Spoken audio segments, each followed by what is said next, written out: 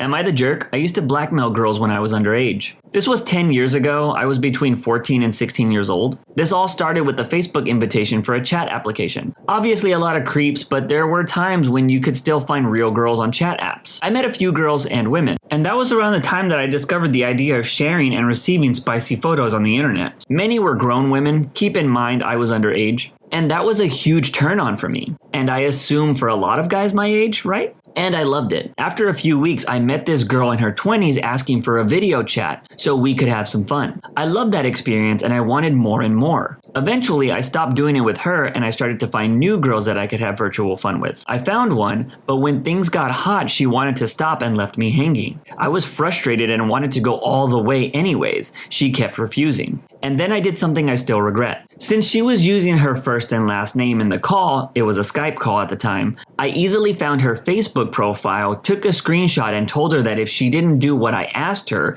I will tell her relatives what we were doing. I would never have done this. It was just a bluff, but her pain and fear was not. I remember thinking, she is older than me, and yet she does what I say. I love this feeling of power. God damn it, I hate myself so deeply. I don't see any difference between me and an SAer. I remember that she said that if she ends herself, it will be my fault. And sometimes, years after the events, I still think about that. I know she didn't do it, and yet she could have, and this realization keeps me up at night. I did this sort of things a few times that year, and I still feel disgusted towards myself as a human being. I wish I could find them today and apologize, but I'm not sure if that would be sincere or just me trying to redeem myself and feeling better. Alright, this was a tough read. Because just hearing what this guy did was pretty gross. Even though he was young, it's still wrong. On the bright side, if there is one, it does seem like the OP understands how terrible he was, and he's ashamed of himself. I think everyone has done something they regret and they wish they could take back. So the only thing this OP can do is try to be a better person going forward, and hopefully use this knowledge to tell younger people that it's wrong. Also, let this be a lesson to why you should never use your real name on the internet, kids.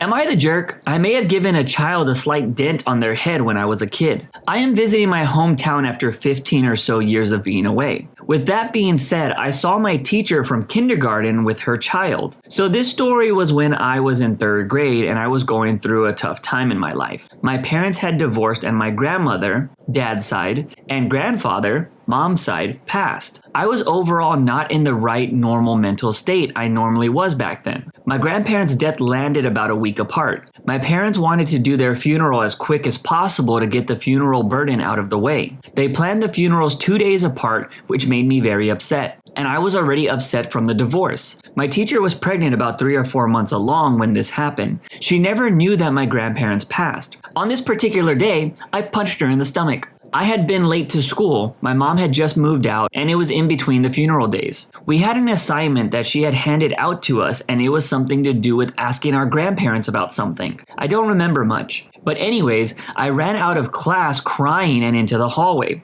Along came my teacher coming to check on me, and she said something that made me very, very sad, so I punched her in the stomach as hard as I could. I ran into the classroom, grabbed my stuff, and ran into the office and told them to call my mom to get me. Surprisingly, they did. I got expelled from school, and my mom and I ended up moving across the country. I came back for a week to see my dad and saw my teacher and her child that had a slight dent on its head. I apologized for my actions as a child, and I still regret it to this day, but it's been keeping me up since I met her. Could I have done this? Could I be the reason why this kid has a dent on their head? Bro, can you imagine if this is true? Like if this 3rd grader gave this baby a dent in their head? This might end up being a Kill Bill revenge story. That teacher on her deathbed is gonna be like, "My child, I called you Denty because one day I wanted to reveal that that dent in your head isn't from something I did, but someone else did. Had it not been for them, you wouldn't be able to eat cereal out of your dented head and people wouldn't laugh at you." That's when Denty goes seeking his revenge? Tell me that's not totally a Tarantino movie waiting to happen. Am I the jerk? I used to steal from my store when I was a McDonald's manager. So I used to be a shift manager for McDonald's. I was in charge of counting the tills at closing, so I had easy access to money. I had the perfect scam. I had a group of teens working with me, and the way it worked was we memorized the prices of the most common orders. Back when the menu was simple, and most people ordered the combos. We had a price chart and calculator besides the drive-thru register to help with the totals. We'd tell the customer customer their total, then ring up a small Coke or coffee to open the till, make change and leave the extra in the box. I would take out the exact amount of what the report said it should have, then keep the extra of what we scammed. We didn't mess with every order, so it just looked like a slow night. On a busy Saturday night, I could bring home around $400, sometimes even more, even after splitting it with my co-conspirators. I stole probably over $10,000 in a year back in the 90s. When I got sober, I had to go make amends to the owner. It sucked, but it was the right thing to do. I'm now a teacher and my students have no idea of the things I used to do. I'm glad this OP went and cleared their conscience. Not a lot of people would have the courage to do that, but at the same time, I kinda don't care because it's McDonald's and they have been screwing over their employees forever. Am I the jerk? I took substances with my friend the night she OD'd. Before I start, I just want to clarify that I loved this person very much and that I'm going to change their name for this. My friend Sally and I were hanging out at my boyfriend's house. She was due to go to rehab the next day. She had a fight with her parents and I told her she could cool off and hang with me. When she got to my boyfriend's house, Sally brought her boyfriend. I'll call him John. John brought a lot of substances and substance accessories. All I do is smoke. Over the course of the night though, I did snow with them. I'm not sure why I did that. Sally and John got into a big fight and I witnessed everything. During the night, Sally confessed to me that she had feelings for me and so did John. I was very surprised and taken aback. At the time, John had gave me and Sally a perk, and we both took it. I still have so much regret from this. After taking it, John confessed that it was something much stronger. I was really scared and really lit. Then they asked me a bunch of personal questions about my ex-life. At the end of the night, Sally and John got into another fight and Sally left. I wasn't in my right mind and I couldn't take care of her. I FaceTimed Sally to see if she was alright and she was. I saw her crushing something up, but didn't think much of it because she was an addict. When I hung up the phone, Sally was found dead in the morning and the cops were at my boyfriend's talking to us. It was extremely traumatic. I have so much guilt about doing substances with them. I feel like a terrible person. I really did love Sally so much. I was much younger than them and I haven't touched anything since. I needed to get this off my chest. I'm so sorry, Sally. This story does have an edit. I just want to clarify that this was the first time I ever did any substances like that, and I've never done them again. So moral of the story, don't do substances, not even once. The second edit says, yes, I should have known the consequences of trying anything.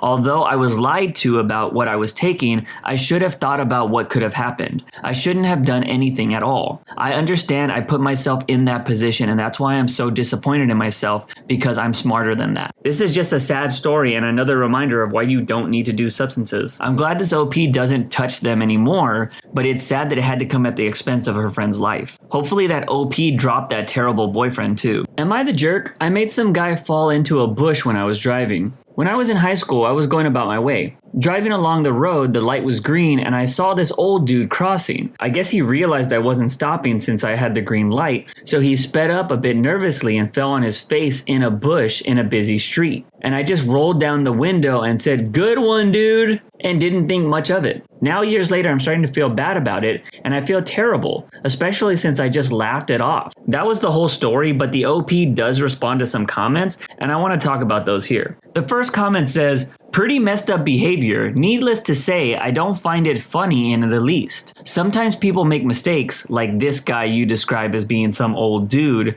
When you're enclosed in a couple tons of steel, you need to give pedestrians a break. The fact that he was a senior means he may have been confused and he didn't deserve what happened. Anyways, I'm glad you feel some remorse and it sounds like you wouldn't do the same thing now that you're older and wiser. Time goes fast and soon you will be some old dude too. Getting old is never easy." The OP says, "I was in high school at the time." Someone responds to that by saying, "No excuse, I hope you've grown up." Followed by the OP saying, "Not yet, and it wasn't even my fault, LOL." One last commenter says, "Technically, you are at fault in this situation. I've been in the justice system for 12 years and the driver always has to yield to pedestrians. It's almost like common sense. Think of it this way. Would you rather slow down and look like a good Samaritan with an a-hole jaywalker? Or would you rather look like an a-hole who sped up when someone was crossing the street and almost killed someone's grandpa?" Sadly, it looks like the OP is still a jerk here. I've read plenty of these confessions where people say they feel bad, but I often question if they just type that to get some sympathy from readers. This OP clearly doesn't care about what they did, and if they do, they don't see the error of their ways. Am I the jerk? I pulled the fire alarm at this random high school to get out of having to rap about being a leader. When I was in the 8th grade, me and another classmate of mine were picked to go on a leadership trip. 2 kids from each 8th grade class were picked.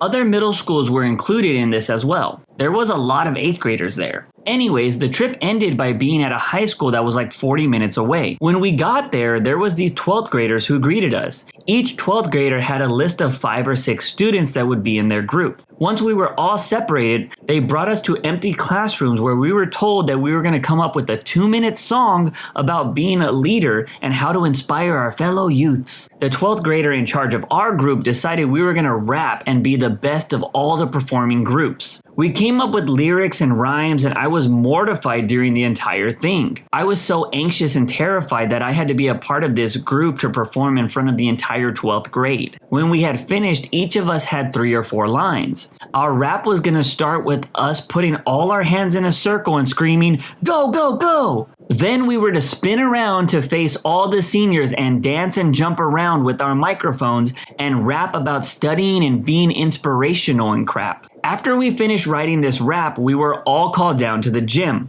Our leaders got our sticker and we were the 10th of 12 groups to perform. Each group had went and I was clutching myself and humming to myself as the secondhand embarrassment washed over me as every group got up and I had to watch 50 other middle schoolers horribly sing songs while all the seniors laughed and recorded us. Our group was near the rear entrance to the gym and there was this fire alarm about 5 feet outside the door. I looked at it when we first walked down the hallway to the gym, and I thought for a second about how I wanted to pull this thing to get the hell out of there. I was thinking about how I wanted to die and how stupid and embarrassing this whole thing would be. I had no business even being picked to go to this thing. I was a C or D level student who failed like 70% of the tests I took that year. The ones I did pass, I barely did. B's were scarce and A's were like once in a blue moon. I was totally shocked when they would happen. I was this loner kid who was bullied a lot and always in the office. I absolutely 100% believe I was picked to go on this trip out of pity from my core teacher.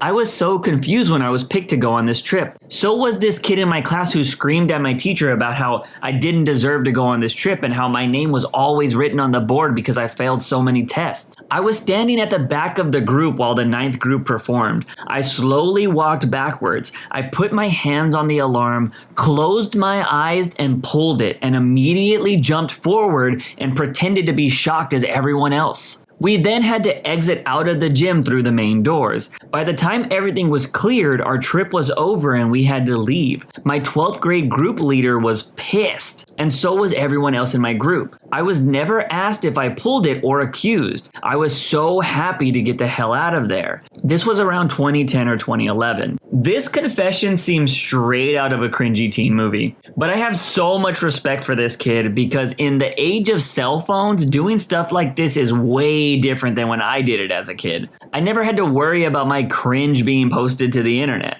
Also, screw that kid that screamed at the teacher for not getting picked. I hope he got wedgied at some point. Am I the jerk? 7-year-old me scammed my mom out of $85 USD and she still doesn't know. Just what the title says. If you count what my brother scammed out of her, it was a total between both of us of $190. For our entire existence up to that point, we had got a $5 a week allowance. Then our friend's parents devised this graph thingy where on one side it had all the days of the week and on the other side it had various chores and how much each of them was worth. Because of this, our friends earned way more allowance and the greedy 7-year-old me was jealous. So I told my brother and we begged our parents to use the same graph. They agreed, so we used that for a few weeks, and all was well. I always did the same thing every week, so I had money I could rely on, and my brother picked up on it and did the same. Eventually, my parents wanted a break from us, and they went on a 2-week vacation.